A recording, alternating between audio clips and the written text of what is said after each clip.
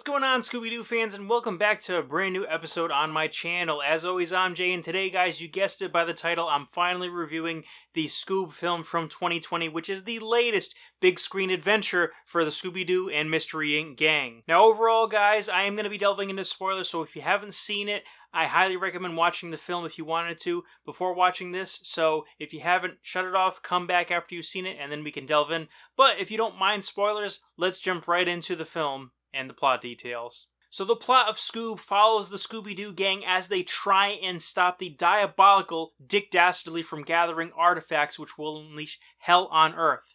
With some fun appearances by Blue Falcon and other fan favorites, this family fun-filled adventure is sure to be a winner of anybody who's a fan of Scooby-Doo or animation in general, and is sure to be a great time to be had. And I myself really enjoyed the film. It isn't a perfect film by any means, but it is one of the better animated films. And of course, being the fact that this was meant to be in theaters, and unfortunately during the pandemic they put it on video on demand, it does lessen the impact of what you're supposed to kind of get out of it, because you don't have that theater-going experience. But all in all, it is a fantastic film, including the cast, which we'll start off with. So right off the bat, we actually have Will Forte as Shaggy, and I, like many other fans, would have wanted Matt Lillard to come back, especially since he's been the voice of Shaggy since Casey Kasem's passing, and not only that, but also he played Shaggy in the 2 live-action versions of the film. But all in all, Will Forte does a great job, and he is an awesome addition to the different actors that have played Shaggy across the years.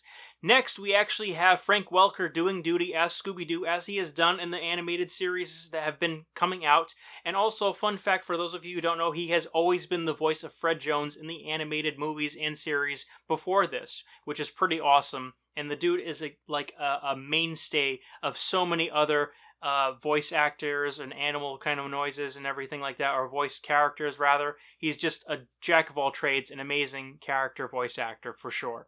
Next, we have Amanda Seyfried as Daphne. Then we have Gina Rodriguez as Velma. And of course, we have Fred being played by Zac Efron. And guys, the great thing about this cast is the fact that all these members could be live-action versions of their characters. I mean, Zac Efron totally plays the ineptitude of Fred Jones in the right moments. Amanda Seyfried, she is a ringer for Daphne. She could easily be Daphne in the real world. And Gina Rodriguez was an awesome spin on Velma. But next, we get the other supporting characters inside of this kind of story, which is awesome, especially for all you fans of old Hanna Barbera animation. Dick Dastardly is played by Jason Isaacs. Great casting. He just disappears into the role. Then you have Blue Falcon played by Mark Wahlberg, Dynamite by Ken Jeong, and Kiersey Clemens lending her voice to Dee Dee, the other sidekick for Blue Falcon, and they do an awesome job. And guys, this is a love letter to Hanna Barbera animation. I cannot name all of the different Easter eggs and everything in this, because I would just fail miserably, as I'm not a huge buff and I don't know much about the Hanna-Barbera verse. But one thing I can say is at the end of this, they did some cool little animation and stills during the credits, and they rattled off several different characters that you might recognize from the Hanna-Barbera cartoons of old, including Adamant, Jabberjaw's Grape Ape. Then you had the appearance of Dr. Benton Quest, of, father of Johnny Quest. They even get Tracy Morgan to come through and play as Captain Caveman. I would personally like to see Space Ghost mix it up with the Scooby and the gang, and just to see what he can do with that. But it is pretty cool, and I wouldn't mind having them do other iterations of the Hanna-Barbera cartoons. Aside from that, like I said before, the animation is great. It looks awesome, and definitely feels up to par with like the Lego Movie and everything, amongst other things. The callbacks and Easter eggs are definitely sure to please any fans of the old Scooby-Doo and Hanna-Barbera. And the thing about this is it actually takes a cue from the recent Scooby-Doo series, Be Cool Scooby-Doo, because it has a meta take on the universe and the world, and it's very self-referential and kind of pokes fun at itself for all the little tropes and everything, and it definitely works well for the comedic aspect for sure. Other than that, there were a couple things that I definitely did feel a little bit blah on. Such as changing Scooby-Doo's origin, because Scooby-Doo, throughout the different shows, you know he's not an orphan. He actually has his own family and everything, but Scoob had his name before Scooby Snacks. And then on top of that, Scooby actually has a mom and a dad, and he has a cousin, Scooby Dum, and then on top of that, he's got a nephew, Scrappy Doo. So how does that factor into this?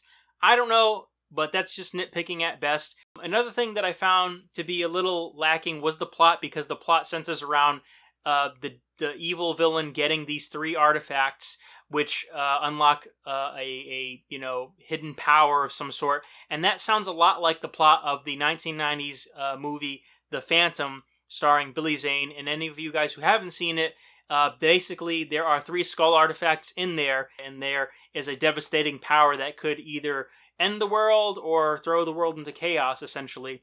And that's just something that for me, some of my pop culturisms and movie buffisms kind of converge. And sometimes that happens because if you've watched one movie that kind of has a similar plot as you're watching another movie that has it and whatnot, it kind of feels a little lacking. But it's not a dig at the movie. The movie is still very serviceable and very good for a family fun adventure. If you are looking for a family movie, if you are a fan of animation, if you are a fan of Scooby Doo even, you definitely want to go and check this out. It is definitely worth your time, and I can't stress that enough. But overall, guys, I know I really enjoyed the film. I give it a 3 out of 5 stars, and like I said, guys, go and check it out if you are a fan of any of those different things that I mentioned.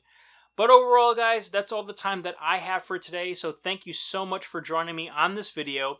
And guys, if you like this video, drop a like, comment, and subscribe. And as always, guys, if you are subscribed, make sure you hit that bell button. That way you never miss a moment of my content.